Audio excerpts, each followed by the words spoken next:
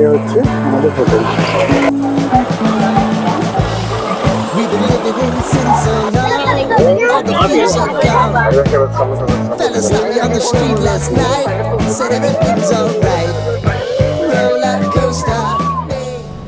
Good morning, আজকে 23শে March সকালে 4:30 বাজে, ঘুম ভেঙে গেছে। আর এখন আমরা পৌঁছে গেছি হচ্ছে মালদা টাউন। ট্রেনে বসে জানলার দিকে তাকিয়ে প্রাকৃতিক শোভা উপভোগ করা এর একটা মজাই আলাদা। আচ্ছা, এখন বাজে হচ্ছে অলমোস্ট 8:45-র কাছাকাছি। আমাদের ট্রেন মোটামুটি আধা ঘন্টার কাছাকাছি লেট রয়েছে। আর পরিবৃতে চলে গেছে জানলার ধারে। আর বাইরে যে চা বাগান রয়েছে সেই চা বাগানের দৃশ্য উপভোগ করছেন ম্যাডাম পরিবৃতা। এবার নামতে হবে। দার্জিলিং মেল বলে কথা ভাই, 1000 তপস্যা করে টিকিট পাওয়া যায়। সেদিন একদম অন টাইম নামিয়েছিল আমাদের। স্টেশনে পা দেওয়ার সাথে সাথে মনটা কেমন পাহাড় পাহাড় করে ওঠে। স্পেশালি 2014 ট্রিপটা আমার সারা জীবন মেমোরেবল হয়ে থাকবে। তখন অবশ্য ক্যামেরা ছিল না, তাই আর ফটো তোলা হয়নি। শিলিগুড়ি থেকে আমরা এখানে একটা অটো নিয়ে নিয়েছি। মোটামুটি যেতে আমাদের টাইম লাগবে হচ্ছে 15 থেকে 20 মিনিটের কাছাকাছি। আর এই ভাড়া নিতে হচ্ছে ইসকন টেম্পলে যাওয়ার জন্য 250 টাকা। 350 বলছিল, কিন্তু একটু বার্গেনিং করার পর 250 টাকা রাজি হয়ে গেছে। আমরা ইসকন টেম্পলের এখানে পৌঁছে গেছি। সেদিন আমরা ইসকন টেম্পলে পৌঁছলেও সেখানে আমরা রাত্রিবাস করিনি। আমরা আমাদের পছন্দ মতো একটি হোটেলে ফাইনালি শিফট করে গেছিলাম। আমাদের মেনলি আগামীকাল গাড়ি ধরারও কথা আছে, সেই জন্য ওটা আমাদের ক্ষেত্রে তাদের একটু ডিস্টেন্স হয়ে যাচ্ছে। সেই জন্য আমরা বেসিক্যালি ডিসাইড করলাম যে এসএনটি বাস স্ট্যান্ডের কাছাকাছি কোনো একটা হোটেলে এসে থাকবো। তো অনেকক্ষণ খোঁজাখুঁজির পর একটা খুব ভালো হোটেল পেয়েছি। মেজরিটি জায়গাতেই লোকেশান এবং লোকেশান তার সাথে সাথে দাম দুটো জাস্টিফাইড ছিল না। তো ফাইনালি অনেক খোঁজাখুঁজির পর রাজর্ষি প্যালেস বলে একটা হোটেলে আমরা এখানে এসেছি। অসম্ভব ভালো হচ্ছে লোকেশান, অসম্ভব ভালো হসপিটালিটি, আর একদম হার্ট অফ দ্য সিটি বলা যায়। সেখান থেকে 5 মিনিটের ডিস্টেন্সেই আপনি সমস্ত ফেসিলিটিস পেয়ে যাবেন। ভেজ হোটেল, আমার সেক্ষেত্রে দাঁড়িয়ে কিছু বলার নেই। এই যে এখান থেকে পজ করে দেখে দিতে পারো নাম্বারটা। এবং খুব ভালো, আমাদের নিয়েছে হচ্ছে 2100 প্লাস জিএসটি। তার সাথে সাথে 3 জনের কমপ্লিমেন্টারি ব্রেকফাস্ট রয়েছে।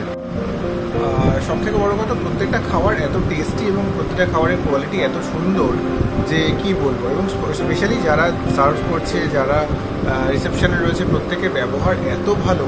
আর আপাতত আমরা এখান থেকে একটু রেস্ট নিয়ে যাব হচ্ছে বেঙ্গল সাফারিতে, এবং সেখান থেকে শালুগোড়া মনেস্ট্রি আছে সেটা দেখব। হচ্ছে 1:50, আমরা হোটেল থেকে অলমোস্ট রেডি হয়ে বেরিয়ে পড়বো দুপুরবেলা। আর আমাদের সাফারি আছে হচ্ছে 2:30 থেকে। হোপফুলি আমাদের ওখানে পৌঁছাতে যেতে হার্ডলি 15-20 মিনিটের টাইম লাগবে। কেননা অ্যাকচুয়ালি 2:30 নয়, 2:30-টার মধ্যে রিপোর্টিং টাইম। 2:45 নাগাদ বেসিক্যালি সাফারি স্টার্ট হবে। টোটো ধরে নেবো, হার্ডলি 200 টাকার কাছাকাছি মোস্ট প্রবাবলি নেবে, সেরকমই কথা হয়েছে। সেদিনের ব্রেকফাস্ট করতে করতে বেশ খানিকটা বেলা হয়ে গেছিলো, তাই আর দুপুরের লাঞ্চটা স্কিপ করে দিলাম। তারপর একটা টোটো ধরে 200 টাকার বিনিময়ে আমাদের জার্নি শুরু করলাম বেঙ্গল সাফারির উদ্দেশ্যে।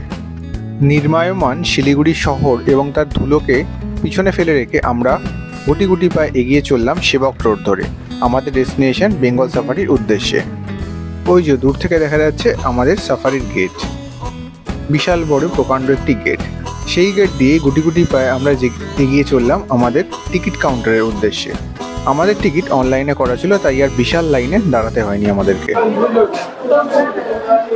বাস নাম্বার হচ্ছে 7590। সাফারির নির্ধারিত টাইমের 15 মিনিট আগেই পৌঁছেছিলাম সেদিনকে আমরা, কিন্তু সেদিন রোববার হওয়াতে লোকাল লোকেদের প্রচুর ভিড় ছিল, তাই সিট সিলেকশন প্রসেস বেশ খানিকটা আগেই শুরু হয়ে গেছিল। এবং ইতিমধ্যেই আমাদের যে গাড়ি নিয়ে যাবে সাফারির জন্য সেটিও এসে উপস্থিত হয়েছে। জঙ্গল সাফারি সব থেকে যেটা ইম্পর্টেন্ট জিনিস হলো, আপনি টিকিট যতদিন আগেই কাটুন না কেন, এখানে যেরকমভাবে রিপোর্টিং হবে তার উপর ডিপেন্ড করে বেসিক্যালি আপনার সিট নাম্বার অ্যালোকেট হয়। সেই জন্য এখানে আগে আগে পৌঁছে যাওয়াটা ভেরি মাচ ইম্পর্টেন্ট। আপনি যত আগে পৌঁছবেন তত আগে সিট অ্যালটমেন্ট হবে এবং আপনি সেই অনুযায়ী জায়গা পাবেন। আর স্পেশালি হচ্ছে লাস্টের সিটগুলো, যেখানে বেসিক্যালি এমন এত ছোটো যে নর্মাল মানুষের পক্ষে বসা খুব মুশকিল, সেই জন্য লাস্টের সিটটা অ্যাভয়েড করা ইজ দ্য বেস্ট অপশান। ইতিমধ্যেই আমাদের ড্রাইভার কাম গাইড দাদা এসে উপস্থিত।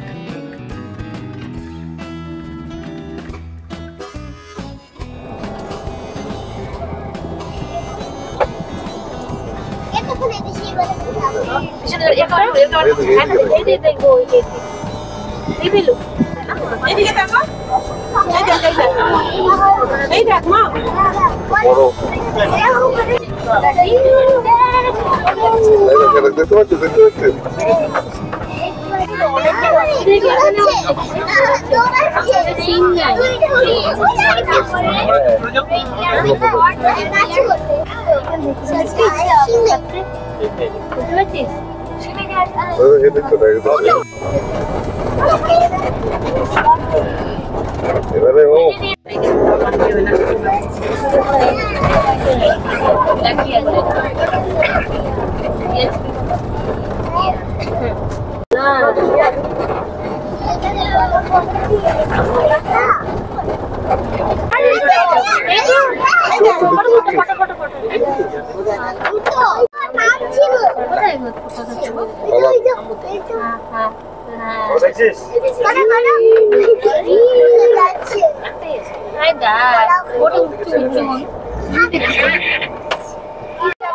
অবশেষে নেপালে দেখা পাওয়া গেছে।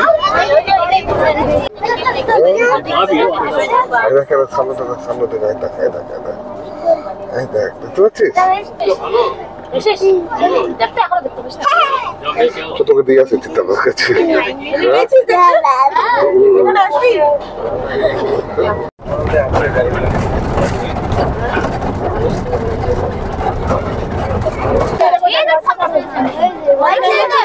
দেখেছি, হ্যাঁ হ্যাঁ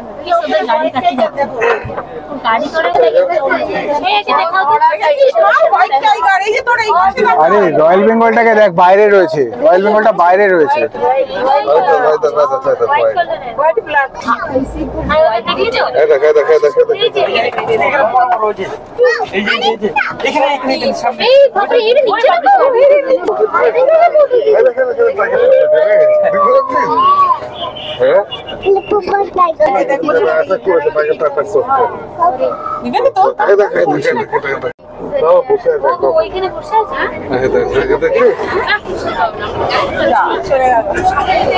সাফারি আমাদের অলমোস্ট শেষ, আর আমার ভালো লেগেছে। ওয়ার্থ ইট, 450 টাকা দেওয়াটা হচ্ছে ওয়ার্থ।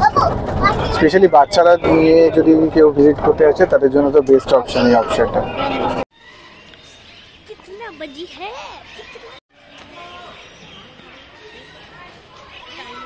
এখানে ভেতরে যে ক্যান্টিনটা রয়েছে, খাবার দাবার মানে ভগবান বাঁচিয়ে রাখবো আর কি, এরকম টাইপের। আর কোনো অপশান না থাকলে আপনাদের এখানে খেতে বাধ্য হতে হবে আর কি। এই হচ্ছে আপডেট। সাফারি ভালো দেখেছি, খাবার দাবার জঘন্য। গাড়ি, ওয়েস্ট বেঙ্গল গভর্নমেন্ট এ বিষয় নিয়ে যথেষ্ট আপডেট করা উচিত। পিছনের ডিগিটাকে কেটে অ্যাডিশনালি আবার সিট বার করার 4খানা প্রয়োজনীয়তা নেই। এত কি গরিব হয়ে গেছে ভগবান জানে।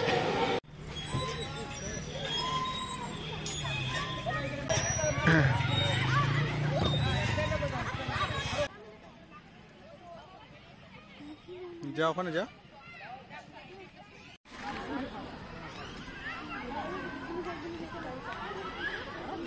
কি ওখান থেকে ওরম যায় না।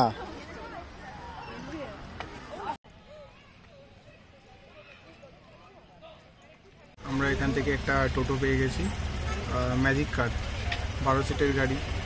অদ্ভুত কথা, আমরা বসে আছি 3 জন মিলে আপাতত। এখান থেকে পানিটেকি মোড়ের ভাড়া হচ্ছে 30 টাকা করে। এই জাস্ট রুমে ফিরলাম।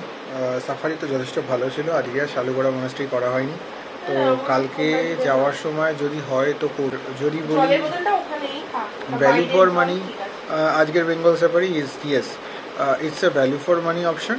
বাট ওয়েস্ট বেঙ্গল গভর্নমেন্ট কে আমার মনে হয় আরেকটু কনসার্ন থাকা উচিত তাদের সার্ভিস সম্বন্ধে।